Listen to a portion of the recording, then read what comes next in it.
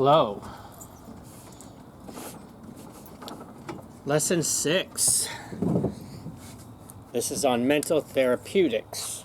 And what's interesting about mental therapeutics is that I think it's a healing. Basically, it's mental healing.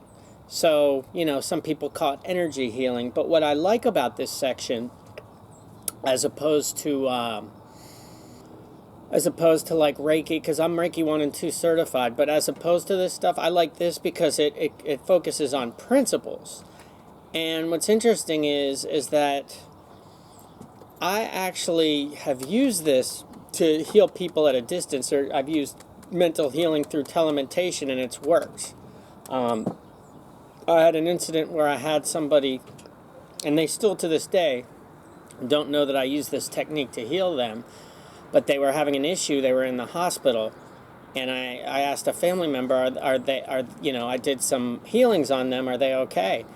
And they said that they were just released as of a couple hours ago. So I found that to be very interesting. But so I think what I like about this is there are a lot of different. There's Reiki, there's energy healing, there's Barbara Brennan's. I love Barbara Brennan too, by the way. I loved her book, Hands of Light. But what this does is it focuses on the principles of healing, and it focuses on mind, or the mental aspect of it. So let's get to it. Mental lesson 6 or part 6, mental therapeutics. Therapeutics is a healing arts or a healing art. Mental therapeutics means the art or science of mental healing. Ancient forms of mental healing. So the ancient magi used their mental powers in the direction of healing the sick. They were brought to temples and given incantations and ceremonies designed to affect the person they were healing. There was and is a principle behind this type of healing, and really behind all types of healing. And it can be more or less advanced, but these are some of the basic principles. Mentative energy, the real principle. So mentative energy is positive to force and matter. Negative always yields to positive. This energy builds up in the body from a single cell, is inherent in every particle of the body. Every cell, combo of cell, organs, every part of the body has its own mentative energy. This is very true. So a cell, it has mentative energy. As we know, the molecule has mentative energy. And even the proton or the atom has mentative energy, as we've learned. So mental healing is not mind over matter, but a manifestation of positive mind over negative. So that's a better way to not mind over matter, but a manifestation of positive over negative. So it's really mind over mind, because everything is mind. All is the mind. That goes back to one of our Hermetic principles. The underlying principle behind all the healing is the effect of the positive central mind on the negative body. Certain schools of healing work the body, and it fits their paradigm. The effect of faith, confidence, and belief. So faith, confidence, and belief are obviously very important. If you have somebody that's a naysayer and you try to do this on them, forget it. And also the placebo effect. The placebo effect, why does that work? A lot of that could be just the mind. It might be something, more related to parapsychology than just what people think it is. But anyway, the negative mind center and mental states of the sick individual affects the cells in the organs. Switching to love, confidence, belief, faith, and expecting a positive result changes the mental state in the mental center of the person or patient or individual being healed in the cells and organs or any affected area. So, you gotta, that's why, we'll get into how you have to get the person relaxed and stuff, and even if a state of conscious control and power is attained, then the curative effect will be greatly magnified. Again, if a state of conscious control and power is attained, then the curative effect will be greatly multiplied. That applies both in the healer and the healee. We could call them the healee. I like that. Did I make that up? Removal of fear is important for the cure. Fear and worry are poison to the body. This is my big message in any video that I'll do, but especially for something like healing, is fear. Fear has got to go. Fear has got to go. Remember, you're an eternal being occupying a temporary body. Just like if you, as your body, were to operate operating in a car or a house, you're in something that's actually could outlive you, a house. But you get my point. Is that you're an eternal. There's nothing to be afraid of. I'll give you an example: the election. People are so polarized over the election, and there's a lot of fear if this one wins, and a lot of fear if that one wins. But do you know what? Regardless of who wins, it's a lesson for all of us. If the one we wanted wins, then that's then great. Then that's the lesson we needed to learn. And if the opposing party won, then that's a lesson we need to learn. And either way, I'm going to thrive because I worry about what I'm doing. No external environmental factor is going to affect my path. So, that's kind of off topic, but fear. Get rid of fear and worry. They're poison. They're what I call sin. Mentative induction and healing.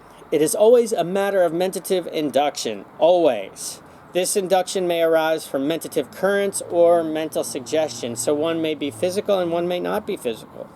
Both can work. Both can cause mentative induction within someone. How mentative induction operates in a healing. Induction is set up by mentative currents or mental suggestion. The induction produces a positive mental state in the central mind, which is positive to the body and cells, whether that's on yourself or to somebody else. The mental image of a perfect, healthy body being held in the central mind of the patient or healee, the physical body and cells will then follow. It's a story of mental visualization and physical materialization.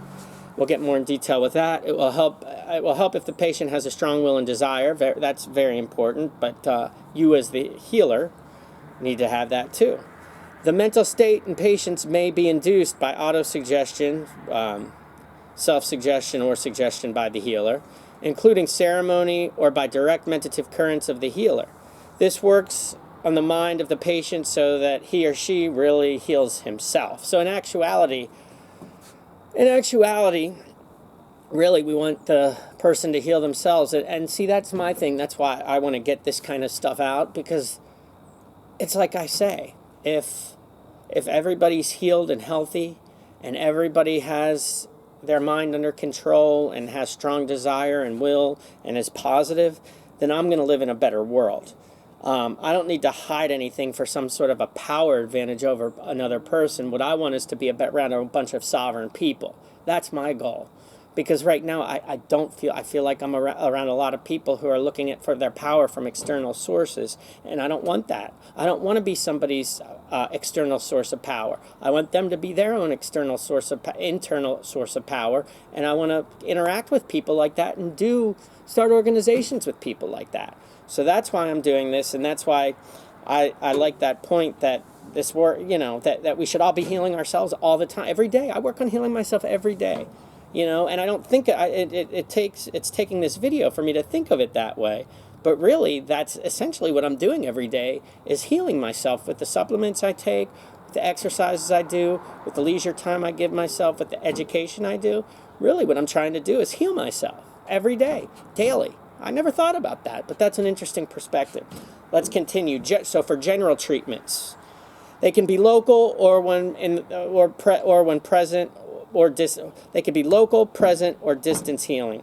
Local treatment is mental healing affected by the mind of the healer being directly and specifically applied to mind, cells, and organs themselves. So that's a local treatment. The mind of the healer is brought directly, positively, and in special manner to the cells and organs through suggestion and mentative currents, or both, which are direct right to the organs and cells or whatever needs to be healed without the intermediate stages of central mind of the patient, as with general treatments. First step in treatment. And so here we go over the first step when you're doing a treatment on somebody. You induce into the patient a mental state of calm and relaxation. This makes the patient more receptive to impression to make upon their mind, because you have to have, because really they're healing themselves. So you got to have their mind in the right state. Of course, you're giving some of your mentative energy, but, you're letting that flow through you, but really they heal themselves. Talk in a calm tone, reduce tension from head to toe. Before you really get started, a good phrase to use is let go. You feel that? So let go, let go, let go. I feel that. Maybe I'm sensitive. You must let go mentally before you can let go physically. Quiet mind of the patient with earnest, sympathetic, hopeful, and happy topics, using good tones. Show earnestness to cure, and the earnestness in tone. Focus completely on the subject of curing the patient.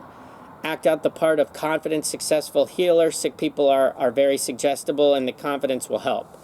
So even if it's, like one time I did a Reiki healing, and I really didn't want to do it on somebody because I just didn't feel like I was ready. But do you know what I did? I asked to get myself relaxed, I asked the patient a lot of questions, or the person a lot of questions.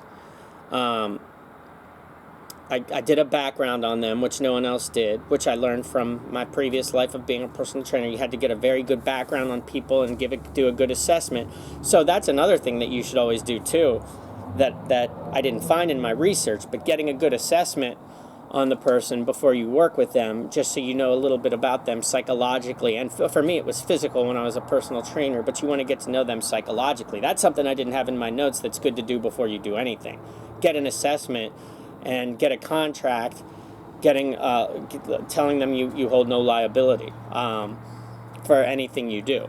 So that's another thing. Of course, that can be a verbal contract too, I think, in this case. So anyway, yeah, so you want to act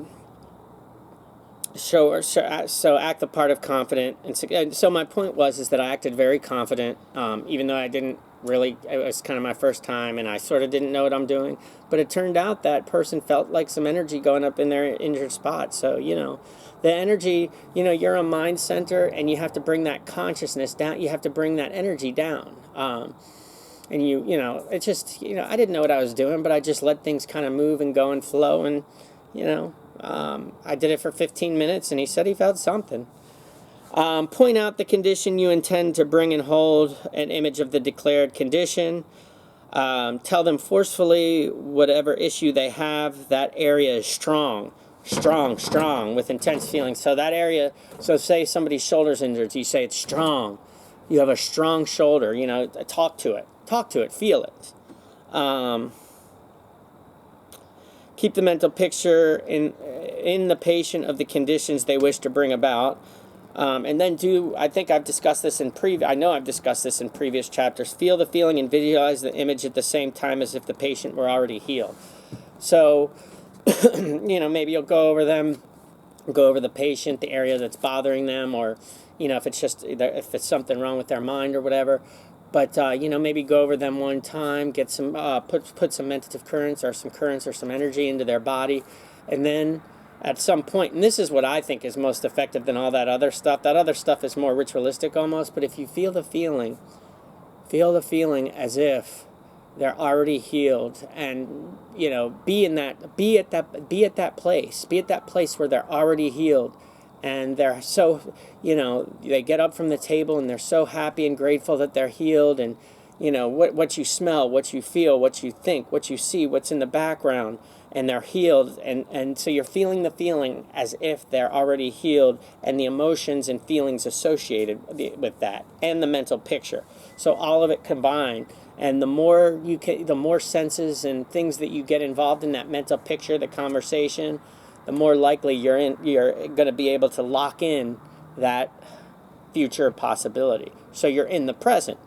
You're always in the present, but you're just what the outcome that you want is already here in the present. So you always stay in the present.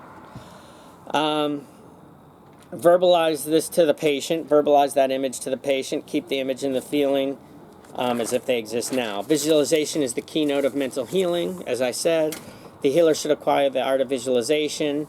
Visualization, feel the feeling as if, as I said that already. A lot of the energy that healers employ is a waste of energy. I think I agree with that, because I've done some things where I didn't have to waste too much energy, and a lot of healers want to charge for an hour, and I just think that's too, like, what do you do for, like, I did it for like 5 minutes, and I was like, what do I do after? It's just extra baggage. Like, if the patient, maybe if you're a massage therapist or something, you do the mental healing for 15 minutes and then you do some massage therapy, but you just don't need that long, I don't think, to do a healing. That's my take on it, and I haven't done a extraordinary amount of healing, so there are people that would, other people that might disagree with me, but the few that I've done, I just don't need that much time. It could help to see the mentative currents going where they need to go. That's visualization. Both the patient in a perfect stream of, that is not bad notes. Both you and the patients are in a perfect stream of mentative energy. Yeah, and then there's the note. Before I even got to the note, not advised to go over 15 minutes. That's exactly how I actually feel. Leave the patient with hope, encouragement, and keep proper mental images and avoid fear and worry. I'm doing a show right now. Let me call you back. Okay, buddy. This is my friend Dan. How to give absent treatments. So that means you're not there. Not much difference, really. You make the mental image as if the patient is right in front of you. Talk to him as if he were present. So you do the talking as if they were present. The mentative currents will flow in his direction. After the suggestion, take and give the same mentative treatments as in the personal treatments. It's preferable to have the patient know the time of his treatment and open up to it. But that doesn't have to be the case. When I've done it successfully, they had no idea that I was even doing it. Which really, some people could say that there's something that you should get the permission of someone. But when somebody's sick with it's somebody that was sick with COVID-19, and I thought that they would be. I didn't think there was anything wrong with trying to heal somebody that you care about. That's my take. Why absent treatments? Use the science of telementation, using telementative to influence a mentative induction. Mentative induction is used in healing just as it is used in mentative influence and personal influence. Know the principles, and you need not worry about the details of operation and manifestation. We know the principles of telementation. We learned that in lesson 5. Self-healing. Self-healing is no different than healing others. Imagine yourself coming in as the patient. Let the central mind treat the body as if it were a different individual. Do all the same steps as you would with an absentee or a personal treatment, because it's really all the same. Local treatment. So with local treatment, the theory is there is a mind in every cell group, organ, and part of the body. Mentative energy in such a mind is negative to that in the central mind of the individual, and consequently yields to its positivity when properly applied. So we kind of went over this already. We're going in more detail into the local treatment now. General and local treatment are similar in that the central mind of the patient is stirred into induced activity and positivity by suggestion, and mentative currents are both. The patient's central mind is induced to act upon the mind in the cell, organs, and the cure is the result. So you're going in, instead of just going into the patient's mind, when you go into a more localized treatment, you're actually going to going in and talking to the mind of the cell or the organ, or the skin, as it may be, or maybe if it's the cancer, maybe somebody has cancer and you need to go in and talk to the, bring some sort of an mentative induction to the cancer. You can talk out loud or in the mind to the cell, organ, or the like. Let them know what to expect and what your intention is, and tell them it's just right for them. Like maybe you tell a cancer cell that it did its job, and we bless you, and now you need to leave. And then feel the feeling as if the cancer's gone. That's a brief gist of what you would do. Obviously, there's preparation and preparing the healee or the patient, but that's excuse me, that's, that's the way I would approach it. I've never healed anyone with cancer. Lord knows I hope I don't have to, because I don't want anyone to get cancer, but if I had to, I would do it. Can't hurt this. And that's what's great about this stuff, is it's not invasive. So if you take a drug or something, there could be side effects, but with this, even if somebody thinks it's BS, you're not hurting anybody with this stuff. You're just being really positive. At the worst, you're just being positive with people. Let's say you don't believe in this, or if you're a potential patient and you don't believe in this, at the worst, you're being positive. You're sending out positive. You're giving somebody a positive mental state. That's at the worst. At the best, you're doing a healing. You're healing the person. So there's nothing that you can't. That's why, people don't want you to know about this kind of stuff, because you can't patent it, and it's not really, it takes 15 minutes. I guess you could bill $200 for 15 minutes. I wouldn't do it. I would heal for free.